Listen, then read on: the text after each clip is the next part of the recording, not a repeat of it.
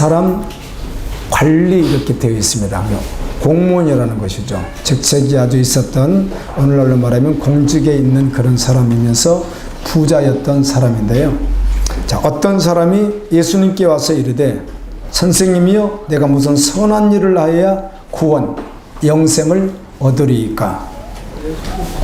17절 읽습니다. 예수께서 이르시되 어찌하여 선한 일을 내게 묻느냐. 선한 이는 오직 한 분이시니라.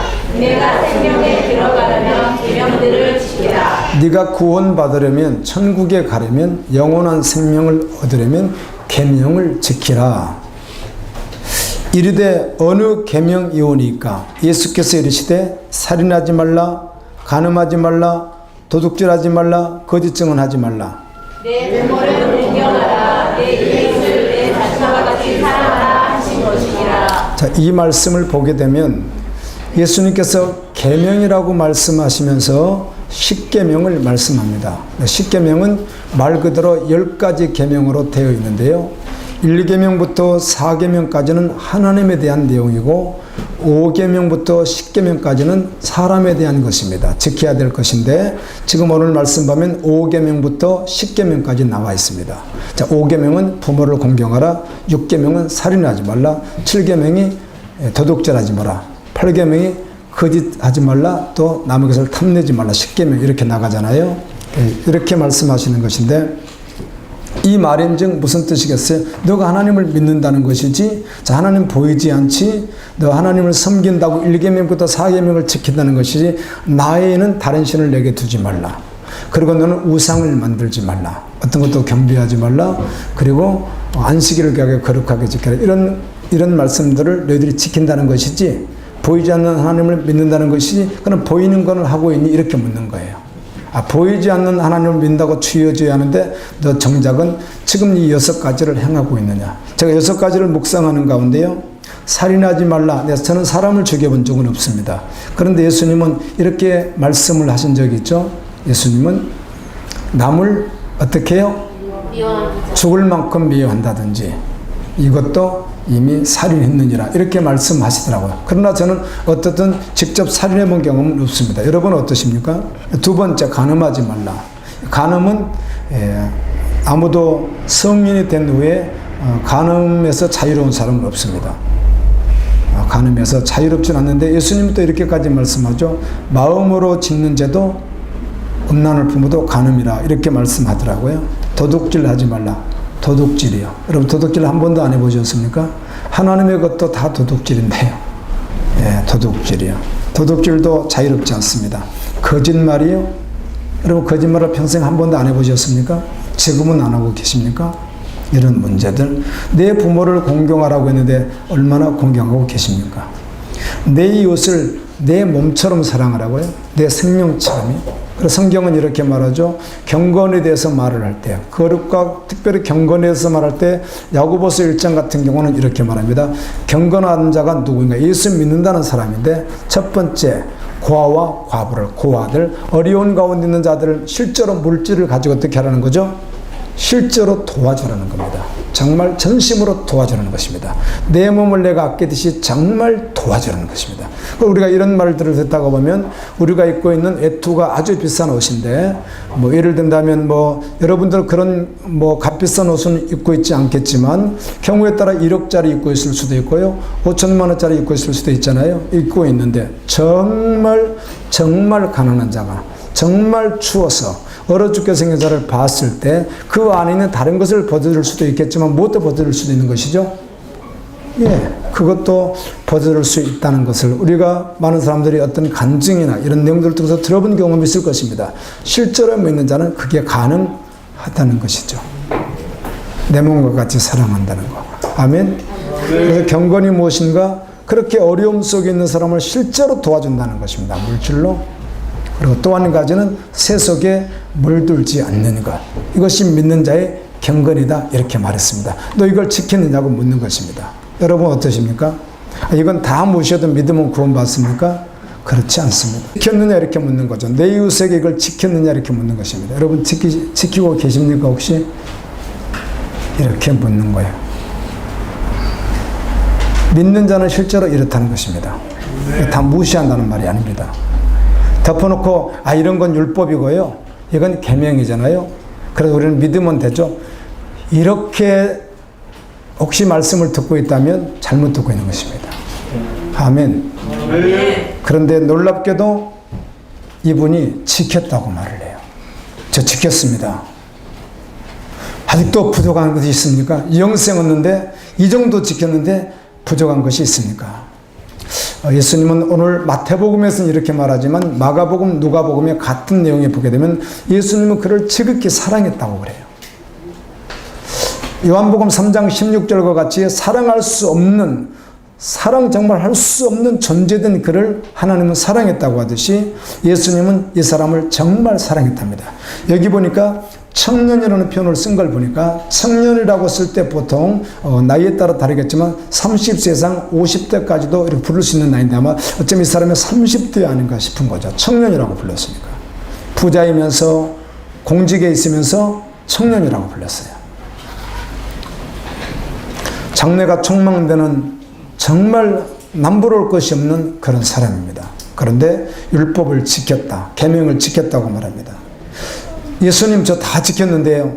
저 구원받으려면 그래도 또 필요한 것이 무엇이 있습니까? 이렇게 질문했더니 21절에 예수님께서 이렇게 말합니다. 읽습니다. 시작. 내가 온전하고자 할진대 가서 내 소유를 팔아 가난한 자들에게 주라. 그리하면 하늘에서 보화가 내게 있으리라. 그리고 와서 나를 따르라 하시니. 이 사람이 부자였으니까. 오늘날로 말하면 부자. 우리나라면 예를 들어서 중산층, 상류층, 그 다음에 뭐라고 해요? 서민층이라고 합니까? 하루층이라고 합니까? 어떻든 간에 우리나라 중산층은 재산 시가를 얼마부터 따지는지 전 잘 모르겠어요. 누가 그걸 구별 지어야 될지도 잘 모르겠지만 그래도 상류층 하면은 꽤 되는 거죠. 예. 몇십억 가지고 상류층이란 말을 하지 않잖아요. 수백억 이래야 상류층 하는지 모르겠지만 이 부자는 오늘날로 말하면 어떤 사람이에요? 상류층인 사람이에요. 상류층 사람. 수백억도 부자들 가운데는 부자라고 하지 않더라고요. 정말 부자들은 그렇다고. 아무튼 상류층이고 이 사람이. 근데 이걸 다 팔아서 땅도 있고 집도 있고 오늘 같은 부동산도 있고 그러지 않겠어요? 그리고 자동차도 있을 수 있고 외국의 어떤 사람들은 자동차 혼자서도 12대도 가지고 있고 그렇더라고요. 보통 전용 비행기들은 가지고 있고 그렇더라고요. 이게 가지고 있었다면 다 팔아서 집도 팔고 자동차도 팔고 전용 비행기도 팔고 건물도 팔고 땅도 팔고 다 팔아서 전부를 누구를 주고 가난한 자에게 다 주고 너는 나를 따르라 이렇게 했던 거예요. 오늘 본문 이렇게 되어 있는데 다른 본문에서는 너 한 가지 그래도 부족한 게 있어. 너 그래도 그 한 가지 때문에 너 구원 못 받는다고. 너 이거 다 지켰는데 그 한 가지 때문에 구원을 받을 수가 없어. 이걸 정리해야 구원 받을 수 있다. 이렇게 말씀하거든요. 여러분 이 구원이라고 하는 말을 할 때 성경에서 매우 오해를 합니다. 그리고 잘못 배울 수가 있습니다. 지금 누가 설교하시는 것이죠? 예수님이 설교하고 있는데 이 설교가 적어도 부자에게는 마음에 들었어요? 안 들었어요? 안 들었습니다. 이 설교가 적어도 부자에게는 도무지 마음에 들지 않는 것입니다. 이 부자에게 너 잘 되고 있거나 너 더 크게 확장해라. 너 믿음 생활 잘하고 하면 더 확장해 주실 것이다. 더 강건해라. 이렇게 했으면 아무런 문제가 되지 않는데 다 팔아서 가난한 자에게 주고 나를 따르라고 하니까 이 메시지는 적어도 그에겐 마음에 들어요? 안 들어요? 안 드는 것이에요. 그냥 걸린 것이죠. 성경엔 이렇게 말합니다. 더러운 떡, 곰팡이 난 떡, 변질된 떡을 말하는데 성경에 보면 떡이라는 단어를 쓸 때 제일 먼저 떡을 받은 사람이 있습니다. 창세기 13장에 아브라함이 멜기세덱이라고 하는 부모도 없고 어떻게 발생했는지 알 수 없는 히브리서 6장에서는 예수님으로 말하는 그 멜기세덱에 뭘 주죠? 떡을 줘서 아브라함이 먹습니다. 그 다음에 또 떡이라고 하는 말이 있습니다. 떡을 또 누가 받죠? 아론이 받습니다. 그 다음에 또 떡을 누가 받죠? 엘리야가 받습니다. 신약에 와서는 예수님이 주시는 이건 내 떡이야 내 살이야 하면서 주시는 떡을 누가 받죠? 제자들이 받습니다. 말씀이거든요.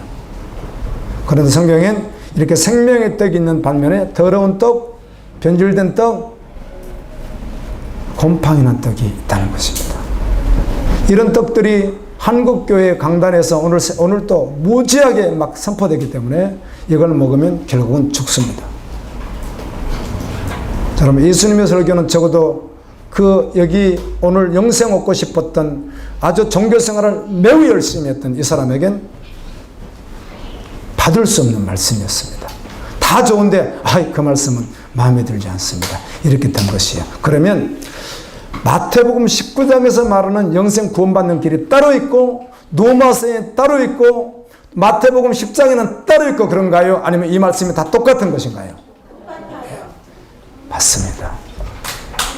여러분, 한 가지 부족한 것이 무엇인지, 여기서 말하는 한 가지라고 하는 것은 한 가지라고 하는 어떤 그 일이라고 하는 걸 말하고 싶은 것이 아니라 주님에게 온전히 못한 것들을 총체적으로 말하는 것이에요. 그 가운데 여러분은 그 한 가지가 무엇인가를 알아내야 되는 거예요.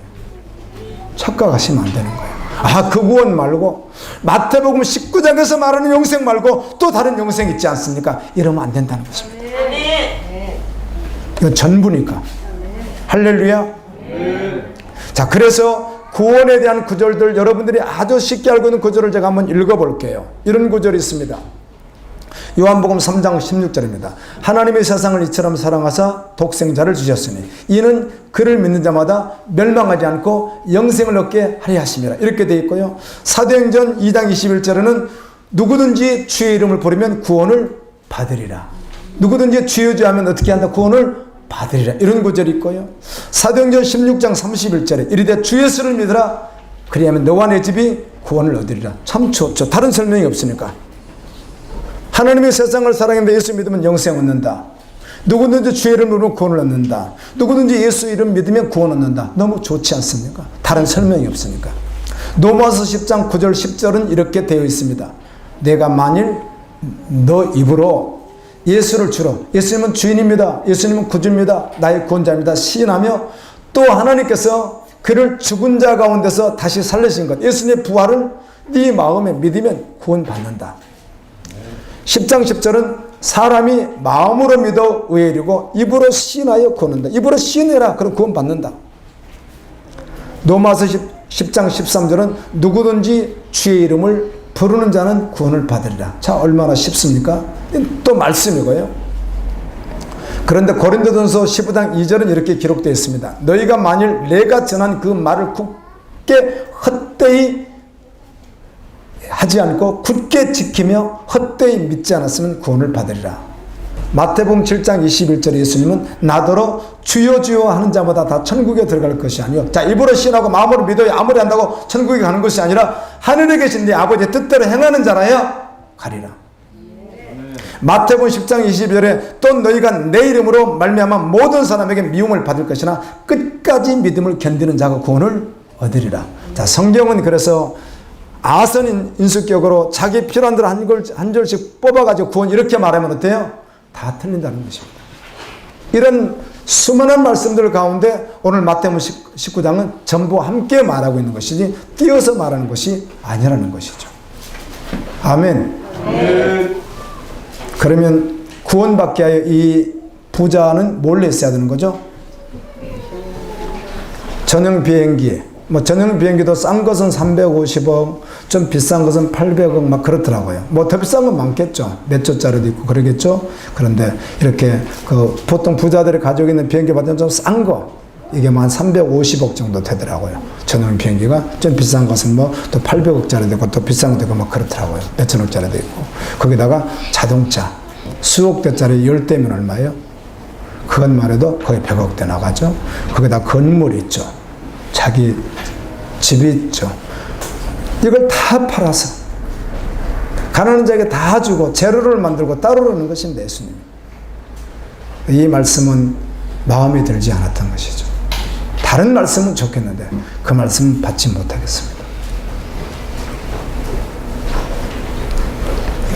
우리 모두 동일하게 주님이 말씀하고 있는 거예요. 아멘. 아멘. 모두에게. 전부로.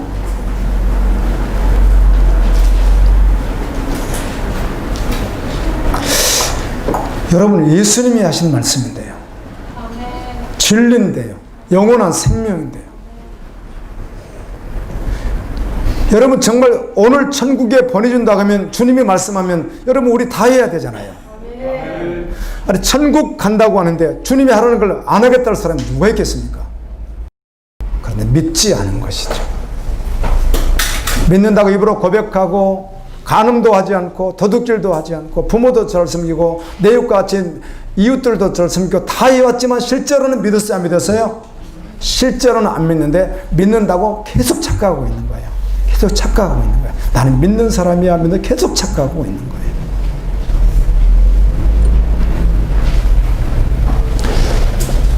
(22절은) 이렇게 기록해 주죠. 같이 읽습니다. 시작.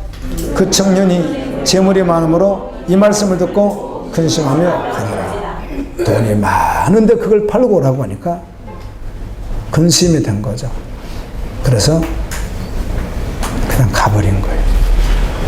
네, 영생보다는, 보이지 않는 영생, 천국보다는 이 물질 소유하고 세상에서 잠시 머물 몇 년 동안, 몇십 년 동안 이 땅에서 그냥 누리며 살겠습니다. 그런, 우리는 어리석다고 하지만, 매우 어리석다고 하지만, 여러분 실제 삶은 어떠십니까? 여러분 존재는 어떻게 되셨습니까? 정말로 그렇게 주님이 주고자 하는 생명을 지금도 받기 위하여 말씀에 순종하며 달려갑니까? 원래 우리 인간은 아무도 구원에 이룰 수 없었습니다. 아담 위에 모든 사람은 이미 태어나면서부터 뭘 가지고 태어나는 거죠?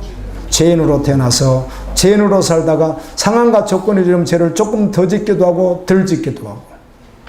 여러분, 블랙 이렇게 말할 때 우리는 뭐 여러 가지 이렇게 뭐 쓰긴 하죠. 뭐 다크도 있고 뭐 이렇게 나이트 이렇게가 좀 밝고 어둡고, 그러나 다 검은색과 같이, 어떤 사람 죄를 너무 많이 해서 아주 새까맣고 어떤 사람 좀 덜 새까맣고 그냥 검정색이라고 하는 것입니다. 그와 같이 죄라고 하는 것은 많고 적고를 따지는 것이 아니라 이미 그냥 죄인인 거예요. 모두 다 멸망받아 지옥 갈 우리를, 하나님이 우리를 사랑하셔서 오직 하나님의 방법으로 아들을 이 땅에 보내셨고, 그분이 내 죄를 대신해서 저주받아 십자가에 달려 돌아가 죽으신 거예요.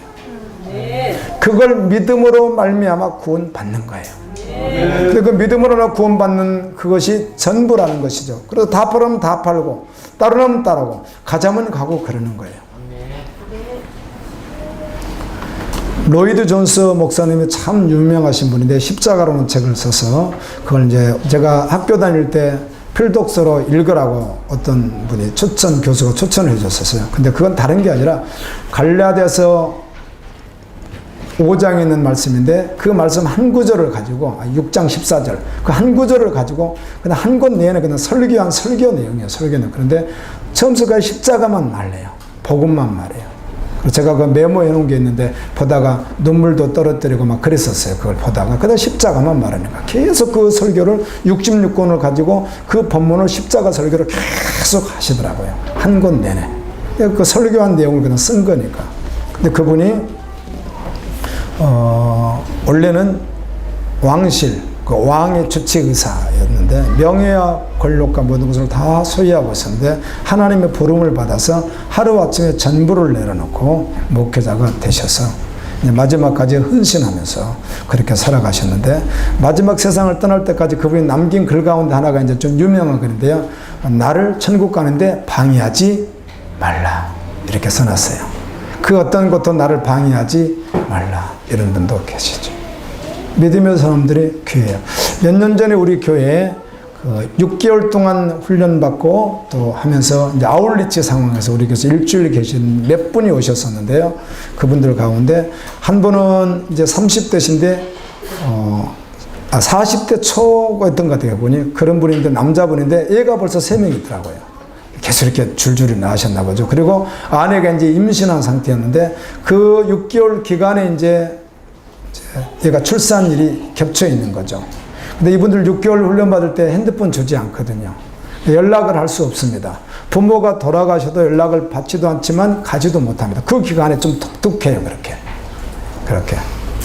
이런 상황이 그렇게 주어진 훈련이, 그런 훈련이 있습니다. 근데 이제 그렇게 훈련하는 것도 아내가 지금 어떻게 되는지, 애들 셋을 데리고 아내가 지금 언제 몇 일 날 출산했는지는 알 수는 없는데 이제 연락을 서로 주고받을 수 없는데, 그 훈련 가운데 어떤 훈련이 있느냐면 하나님을 전적으로 의지한다, 이런 훈련이 있습니다. 내가 없어도 누가 하신다?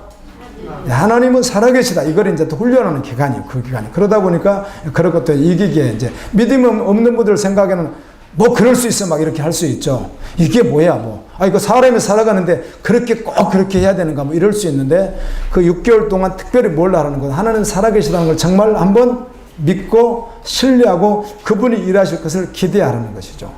그러나 사실 그 주변에 있는 분들은 힘든 게 있어요 없어요? 있죠. 그 아내를 돌보는 분이나 가족 중 누구를 돌보는 분이 힘든 분이 발생할 수는 있죠 사실은. 그렇죠? 그렇지만 그러나 그 전반적으로 이렇게 아픈 가족이 있는데 가족이 한 사람이 지금 아내가 아파 있는데 남편이 6개월간 들어가 있으면 그 아내를 아무도 안 돌보면 가만히 있는데 천사가 내려서 맨날 먹이고 막 뭐 씻겨주고 이러면 얼마나 좋겠어요. 주변 분에 힘든 게 있어요 없어요? 사실은 있지만 결국은 누가 하실 것이다?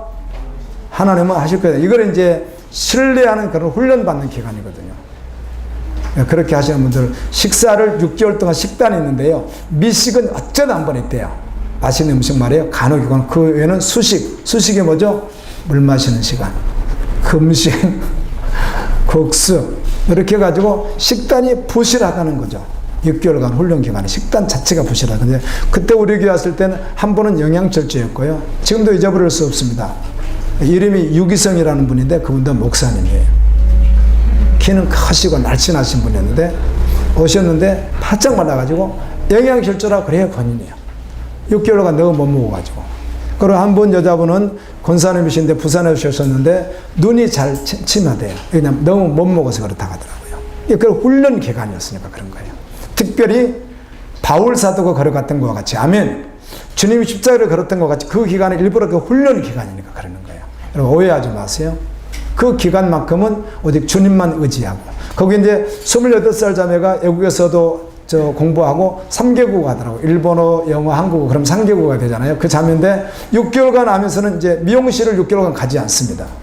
그럼 머리는 기니까 길고 있어도 되는데 불편하니까 자기들끼리 서로 잘라가지고 다 단발입니다. 이렇게 일자로 잘라 놓습니다. 이렇게 다. 뭐 그런 거 그냥 보면 금방 압니다. 보통 길거리 걸어 다니면 사람들이 어쩌면 이상하게 볼 수 있는 이제 그런 스타일을 딱 이렇게 하고 와서 있고 또 한 번은 난수함이 몸에 있는데 그 기간에 주님이 부르심이 있어서 훈련받는 그 기간에서 그거 있는 거예요. 그래서 우리 교회에서 함께 이렇게 달려가는 모습을 봤어요. 예수 믿지 않는 분들이 봤을 땐 도무지 이해할 수 없는 모습이지만 믿는 분들 입장에서 살아계신 하나님, 아멘, 그분을 신뢰하고 세상을 뒤로하고 하나님 나라를 바라보면서 걸어가는 그런 훈련 기간 속에 있었던 분들 여러 팀 가운데 그 팀의 기억이 지금 제가 나는 거예요. 우리 교회 한 5-6팀 이상이 왔었는데 여러 팀 가운데 초등학생 팀도 왔었고 중학생 팀도 왔고 청년 팀도 왔고 또 이렇게 합쳐 있는 팀도 오고 그랬었는데 그 팀 기억이 지금 나요. 유독 그 팀이 그랬었어요. 예수 믿으면 충분하겠습니다. 다 내려놓고 누구 따라가겠습니다? 예수님 따라가겠습니다. 그런 기간에 훈련받는 분들이 계시더라고요. 이 청년은, 이 부자는 근심하면서 돌아갔습니다. 여러분, 이렇게 처참한 일이 어디 있습니까?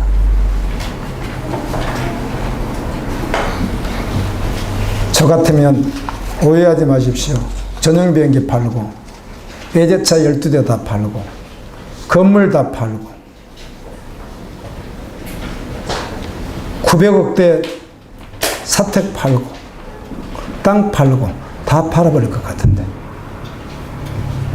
그리고 주님 쫓을 것 같은데 이 부자는 그렇게 하지 않았습니다.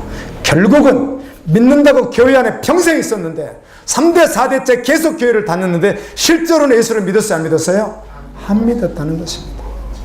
잘 믿는다고 자기가 하는 만큼 믿는다고 계속 자기가 암시했던 것이지 실제로는 안 믿었던 것인데 주님은 정확히 아시잖아요. 그걸 딱 주님이 말씀하신 것이죠. 성령께서 늘 말씀해요.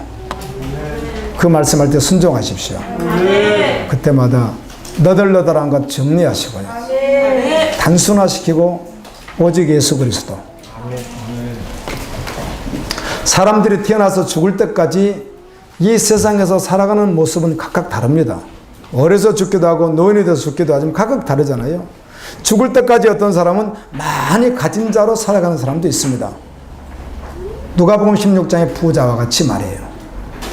가장 고급진 옷을 입고 가장 고급진 음식을 먹고 가장 좋은 집에서 모든 걸 다 누리면서 일생을 살아가는 사람이 있습니다. 또 어떤 사람은 가진 것이 거의 없는 것과 같이 그렇게 살아가는 사람도 있습니다.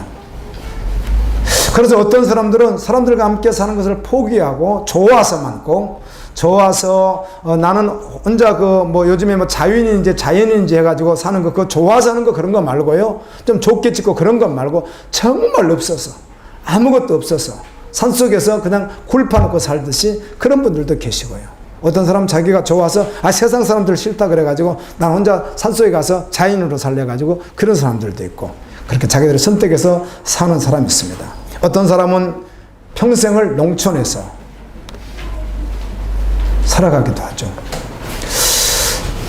그렇지만 그럼에도 불구하고 다 포기한 것 같아도 자기가 살고 싶은 삶의 꿈들은 있거든요.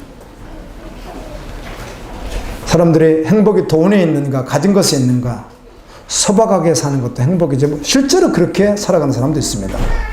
돈이 없어도 내 명패 있는 집이 없을지라도 저는 행복합니다. 실제로 그렇게 느끼면서 살아가는 사람이 있습니다. 신탄진에 사시는 어떤 40대 주부가요 저에게 이런 말을 했습니다. 저는 일평생 평범하게 사는 것이 꿈이고요 그걸 원합니다. 그래서 아들이 하나밖에 없어요. 이번에 군대 제대하고 왔어요. 누구든지 상상해도 여러분 잘 몰라요.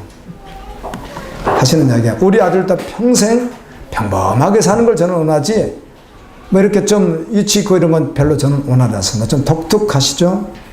그래서 이분이 신앙생활을 조금 하긴 했는데 그래서 믿음 생활도 적당히 하는 것을 저는 좋아합니다.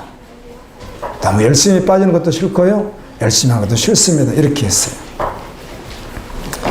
전 세계 나라 행복 지수를 어떻게 조사하는지는 잘 모르겠어요. 그러나 우리가 얼마나 그걸 인정할지 그건 우리가 생각해 봐야 되겠지만 우리가 봤을 때 좀 이렇게 GDP가 높은 나라들이 있습니다. 이제 북유럽 같은 데가 굉장히 높지 않습니까? 미국도 우리나라도 꽤 잘 사는 나라입니다. 그런데 놀랍게도 행복 지수를 국가적으로 조사하면 높게 나오는 나라들이 어디예요? 가난한 나라들이에요. 북한은 좀 제외하고요. 좀 가난한 나라들이 행복하다고 그래요. 그건 왜 그런지 잘 모르겠어요. 저는 외국에 이제 부자 나라도 가봤지만 아주 유럽에서 가장 가난하다고는 말할 수 없지만 그래도 유럽에서는 아주 가난한 나라로 들어가는 나라가 알바니아입니다. 그 옆에가 이제 코소보가 있고요. 같은 나라나 다름없고요. 아주 가난한 나라입니다. 알바니아가.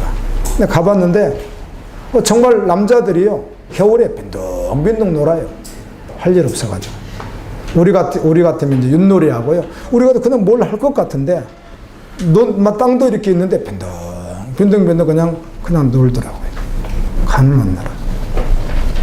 아프리카 쪽 가난한 나라는 이루 말할 수가 없고요. 매우 가난하고. 근데 이들이 물어보면 행복하다고 한다는 것입니다. 우리나라는 잘 사는 나라에 들어갑니다. 우리나라요. 자, 우리나라는 잘 사는 나라인데 자살이 자꾸 이래.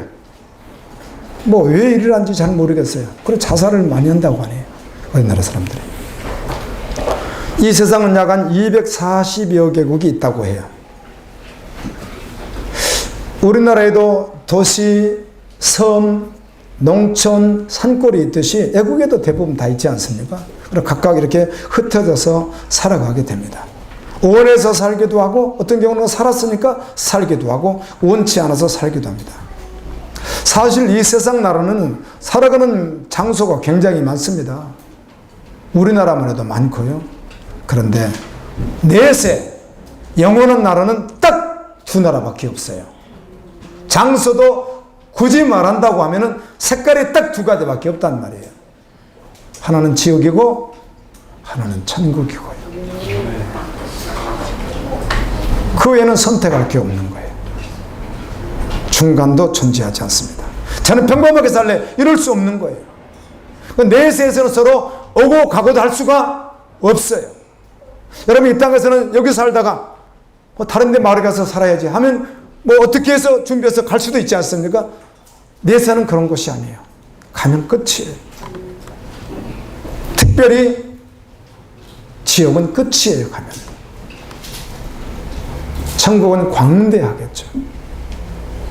과학자들 말한 그대로 지구를 탁구공이라고 말한다면, 표현을 했을 경우에 지구를 탁구공으로 하면은 태양 속에 지구를 100만 개를 집어넣는답니다. 실제로 그렇게 크대요. 태양이요. 태양을 100만 개 넣는 별이 있어요. 지금 현재는 우리가 발견한, 과학자들이 발견한 것만 보고 있는 거예요. 발견되지 않는 별들이 더 무수하게 많아요. 은하계가 어마어마하고요. 이게 우주예요. 이걸 누가 만드셨어요? 하나님이 넷째 날 안에 만드신 거예요. 그 천국이 얼마나 크겠어요? 그냥 상상할 수 없는 나라인 거예요. 우리 지금 3차원의 우리로는 그냥 믿음으로 보는 나라이지 상상할 수가 없는 거예요. 그렇게 비유를 해버린 거예요. 이 땅에서 저처럼 이렇게 주의 종으로 믿음으로 살아 천국에 가면은 세상적으로 굳이 말을 해서 한다면 지구보다 더 큰 것을 나에게 주겠지 보는 거예요. 지구보다 훨씬 크겠죠, 나에게 주는 것이. 좀 생각해 보세요. 우주 만물에 별이 얼마나 많은데요. 재산 가치로 말하는 경우 그렇다는 것입니다. 그래서 정말 믿음의 사람이, 정말 하나님의 나라가 전부된 사람이 세상에다 그렇게 그거 좀 팔으라고 한다고 그 비행기, 그 전용 비행기 하나에다가 외제차 한 열몇 대에다가 그 자기 사태가 한 900억짜리 1000억짜리 정도 되는 거, 그 다음에 건물 좀 있는 거, 이거 못 팔 사람이 누가 있겠느냐 그 말입니다. 이걸 누가 안 팔겠어? 이거를 해요. 안 믿으니까 안 파는 것이지. 아멘. 아멘. 신탄집만 팔아도 전용 비행기 100대도 사겠네요. 누가 그걸 안 팔겠어요? 이런 말씀 오해하면 안 되는 거예요. 정말 파는 거예요. 아멘. 아멘. 아멘. 예수 믿는데 이게 무슨 오해가 되겠어요, 이게요. 재산 가치로 따졌을 경우 제가 천국과 주님이 나에게 줄 상급이 이 지구만 하겠어요? 한번 생각해 보세요. 상상도 못 할 거예요. 상상도 못 할 거라고. 그래서 믿음의 세계는 세상 언어로 표현할 수가 없는 거예요. 그래서요. 그걸 왜 안 팔아요? 제가 어떤 분에게 이런 이야기를 동기 목사님들의 이야기를 내가 하면서 판다 그랬더니 그 파르라는 소리 아니래요.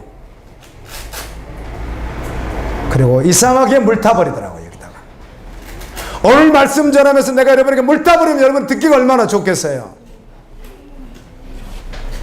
여러분이 지금 그런 재산도 안 가지고 있지만 전용 비행기 한 900억짜리 전용 비행기 한 대, 외제차 5억에서 10억짜리 한 10대 정도 가지고 있다고 하여튼 100억 따져요. 그럼 벌써 1000억 됐죠. 그다음 내 집은 한 1천 2억 정도, 200억 정도 돼. 그럼 벌써 2천억 넘었네요. 거기다 또 자기 또 부동산이 또 있어. 아무리 해도 그냥 한 3, 4천억은 되는 거야. 근데 예수님 뭐라고 해요? 싹 팔아서 가는 자에게 다 주고 그냥 넌 나 따르라 이렇게 하는 거예요. 예수님. 예수님. 하늘나라를 믿는 사람 그럴 사람 누가 있습니까, 여러분? 아멘. 여기다 물을 타주니까 교인들이 적당하게 믿는 줄 알고 있는 것이지, 물을 거기다 왜 타요? 물을요. 아무것도 아닌데.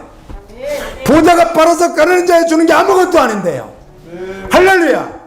여기다 왜 물을 타냐고. 여기다 전부 되는 것이지. 오늘 예수님이 그 이야기 하시는 거예요.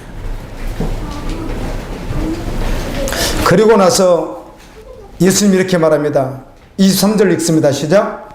예수께서 제자들에게 이르시되 내가 진실로 너희에게 이르노니 부자는 천국에 들어가기가 어려우니라. 이렇게 말씀합니다. 부자가 천국에 들어가기가, 이 사람이 부자였으니까 그러는 거예요. 또 여기서 부자라고 하는 말은 돈을 많이 가졌다는 의미도 있겠으나 자신이 주인 돼서 사는 사람을 말하는 거예요. 아멘. 아멘. 물질이든 명예든 뭐든 내가 주인입니다. 제가 이런 생각을 해볼 때가 있습니다. 그 오해하지 마세요. 그런 증인들이 많이 계시니까. 그 지난주 생각나십니까? 영국의 100m 메달, 그냥 그 전 세계 거의 이제 그 사람의 그 실력이 다 이미 나오죠. 검증이 되지 않습니까? 그래서 이 사람은 거의 뭐 출전하면 금메달인 거예요. 그런데 주일날 하니까 뛰지 않겠습니다. 이렇게 된 거잖아요. 결국은 뭐 그분이 뭐 400m에서 뭐 우승해서 금메달을 따긴 했다고 하는데요. 근데 그걸 다 내려버리고요. 그 명예 다 내려놓고 어디로 갔어요? 중국으로 갔어요. 중국이 한동안 그 전쟁으로 인해서 너무너무 어려울 때, 또 우리나라도 세국 정책을 쓰면서 애국인들의 선교사를 핍박했지만 중국도 유럽 말할 수 없이 심하게 핍박했습니다. 그런데 들어가서 전쟁통에 들어가가지고 그분이 어때요? 짧은 일기로 40대 짧은 일기로 세상을 떠날 때까지 생명을 다해서 주님을 위해서 선교사로 살아가지 않습니까? 아멘. 아멘. 여러분 가운데 말이에요. 여러분의 자녀나 여러분 가운데 정말 고생했어요. 공부면 공부, 운동이면 운동. 예를 들어서 그렇다는 것이요. 사업이면 사업, 아니면 어떤 연애활동이면 연애활동. 고생을 너무 많이 했어요. 뭐 굶고 라면 먹고만 너무 고생을 했어요. 10년, 20년 그렇게 고생하고 살았는데 어느 날 갑자기 정말 떠버린 거예요. 자고 일어났더니만 유명 인사가 돼버린 거예요. 이제 그때부터 이제 세상 떠날 때까지 누리면 되는데, 그때 예수님께서 그거 다 내려놓고 나를 따르라. 그럼 어떻게 하는 거죠? 믿는 자는? 아멘. 아멘이죠. 아멘. 우리 교회 와서 설교하셨어요. 몇 년 전에요. 재산이 한 150억 정도. 한국 야구 선수도 하시고 전부를 제로로 하고 가난한 자에게 나눠주고 따라가고 있어요. 할렐루야. 아멘. 주님 믿는 분들이 그래요. 그 이상 이하가 존재하는 것이 아니에요. 아멘. 오해하시면 안 되는 거예요. 예수님이 전부 되는 거예요. 아멘. 24절 읽습니다. 다시 너희에게 말하노니 낙타가 바늘귀로 들어가는 것이 부자가 하나님의 나라에 들어가는 것보다 쉬우니라 하시니. 낙타가 여기 대전 동물원에 가도 있어요. 크기에 따라 다르긴 하지만요. 낙타 종류도 몇 가지나 있어요. 저도 우리 애들 들어가면 가봤거든요. 2년 전인가 가봤는데 낙타가 있더라고요. 거기 뭐 건빵 같은 거 하나 줘도 그 큰 덩치가 그거 받아 먹으려고 낼름낼름하고 그러더라고요. 낙타가. 우리나라어로 썼더라면 처음부터 말이나 소라고 했을 수도 있습니다. 근데 그쪽엔 뭐가 좀 더 유명하니까 낙타가 좀 더 유명하니까 낙타라고 했습니다. 여러분 바늘 아시죠? 바늘이요. 나이 먹으면 눈이 어두세요. 바늘귀에 실 이렇게 집어넣기가 만만치 않습니다. 그래서 밑에를 칼로 끊고 침을 바르고 이렇게 하고 어떻게 해가지고 감각으로 이렇게 넣지 않으면요. 제가 눈이 사모님보다 훨씬 좋다는 거 아시죠? 제가 좋잖아요. 저는 지금도 1.3, 1.5 나와요. 아주 컨디션 나쁠 때 1.3, 1.1 나와요. 지금도 그래요. 사모님 2.0이라고 자랑 엄청 하다 지금 속에 다 한번 끼었잖아요. 그거요. 안경 같은 거. 안 좋으시거든요. 그런데 바늘귀에다가 이렇게 실 넣을 때 보면 사모님은 넣어요. 이게 감각인 것 같아. 나는 지금도 못 넣습니다. 진짜 못 넣어요. 저는요. 안 되더라고요. 그게. 눈이 그렇게 좋은데 안 되더라고요. 그런데 어떻게 낙타가 바늘귀로 들어가겠어요? 불가능이라는 것이죠. 영원히 할 수 없는 일이라는 거죠. 아, 살아있는 낙타가 어떻게 거기를 들어가요? 죽여서요? 물로 액기스를 만들어서요? 수소화시켰어요? 뭐 그런 말이 아니잖아요.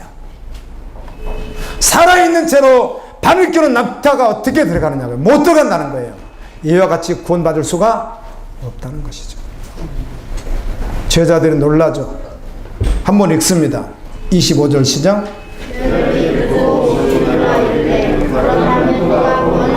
그럼 구원 아무도 받지 못하겠네요. 누가 구원을 아무도 받지 못하겠네요. 맞습니다. 인간으로는 구원받을 수가 없습니다. 그래서 하나님이 구원을 이뤄놓으신 거예요. 그걸 믿음으로 말미암아 구원받는 것이에요. 근데 그 구원을 받을 때 우리가 온전히 전부로 믿을 때 구원받는다는 것이에요. 26절 읽습니다. 예수께서 그들을 보시며 이르시되 사람으로는 할 수 없으나 하나님으로는 다 할 수 있는 일. 하나님의 방법으로 구원받는다는 것이에요. 주 예수를 믿으면 구원받는다는 것이에요. 전부로 믿으면 구원받는다는 것이에요. 예수가 전부 되면 구원받는다는 것이에요. 절대로 속으면 안 돼요. 믿는 거겠지. 내가 막 자기를 암시해가지고 믿습니다. 나는 믿는 걸까요? 나는 미친. 이렇게 암시하면 절대로 안 되는 거예요. 말씀이 정말 다 믿어져야 되는 거예요. 그 믿어진 말씀이 나의 삶이어야 되는 거예요. 그 믿음이 전부여야 되는 거예요. 전제가 그래야 된다는 거예요. 연약하지만 그 말씀 보고 계속 달려가요. 완전하다는 말이 아니에요. 가다가 연약하니까 어때요? 실수도 하고 넘어지는데 그럼에도 끝까지 어떻게 하는 거죠? 전부돼서 주님 바라고 걸어가는 거예요. 베드로가 예수님께 질문을 해요. 27절입니다. 이에 베드로가 대답하여 이르되 보소서 우리가 모든 것을 버리고 주를 따랐사온데 그런즉 우리가 무엇을 얻으리이까? 12 제자는 우리가 알고 있는 대로 베드로, 그의 친동생 안드레, 그리고 사촌형제였던 야고보, 요한은 다 누구죠? 갈릴리 바다의 어부였습니다. 빌립도 비슷할 것 같고요. 그런데 그 가운데 우리가 알고 있는 마태 같은 경우는 세리였고, 오늘날 말하면 국세청에 근무하는 사람이잖아요. 그 대부분이 다 그런 사람들이에요. 그렇지만 자신의 모든 것을 다 내려놓고, 아멘, 예수님 따랐어요. 전부를 내려놓고 예수님 따른 거예요. 28절을 읽습니다. 시작. 예수께서 이르시되 내가 진실로 너에게 이르노니 세상이 새롭게 되어 인자가 자기 영광의 보좌에 앉을 때 나를 따르는 너희도 12보좌에 앉아 이스라엘 12지파를 심판하라. 새롭게 된 새 세대, 즉 천국에서 예수 그리스도가 만왕의 왕으로 보좌에 앉으실 때 그 옆에도 의자를 이쪽에서 꽤 이쪽에서 꽤 놓을 수 있겠죠. 그렇게 해서 그 보좌, 내가 앉는 보좌와 같은 그 보좌에 너희들도 앉혀서 왕으로, 아멘. 왕이 뭘 하니까? 모든, 이때는 오늘날 시대가 아니니까 2000년 시대, 그리고 우리나라가 150년 전에 번역을 하던 시대이기 때문에 왕이 법이잖아요. 왕의 말이 뭐예요? 법이니까. 그와 같은 위치에서 너희들이 영원토록 영화를 누릴 것이다. 이렇게 약속하는 거예요. 믿으세요? 네. 명절을 지내면서요, 여러 다양한 모습으로 지냈겠지만 매 순간 주님 나라를 생각하고 예수님을 생각하고 살아야 되지. 아멘. 그래, 명절 지내다가 예수님 오시면 우리 가야 되잖아요. 명절을 지내다가 내가 세상 떠나면 가야 되잖아요. 그래서 매 순간 예수님 생각해야 되는 거예요. 매 순간 천국 생각하고 항상 소망을 거기에 두는 거예요.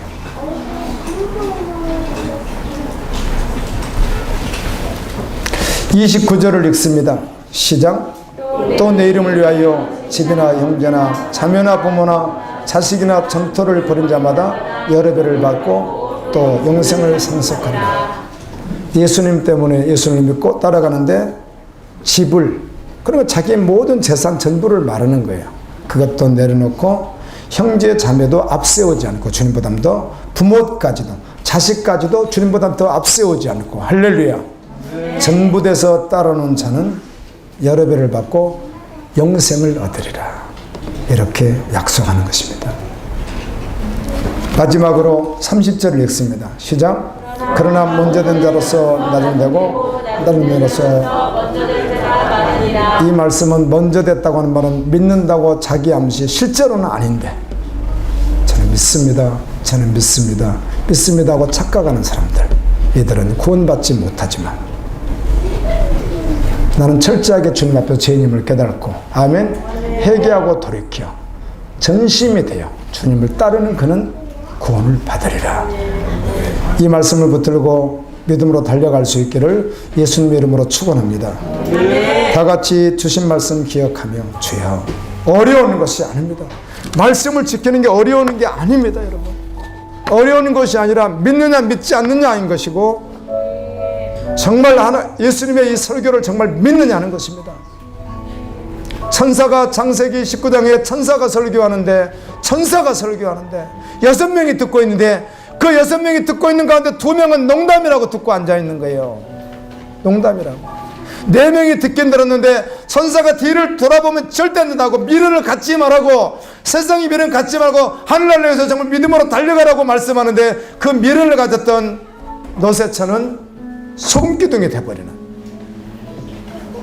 그런 모습들이 성경에 기록되어 있더라고요. 주여, 예수님이 설교하셨으니 부자는 돌아갔어도 아멘입니다. 생명입니다. 주는 온전히 믿고 그날까지 달려가는 우리 모두 되게 도와주십시오. 우리 다 같이 한번 기도하며 나갑니다.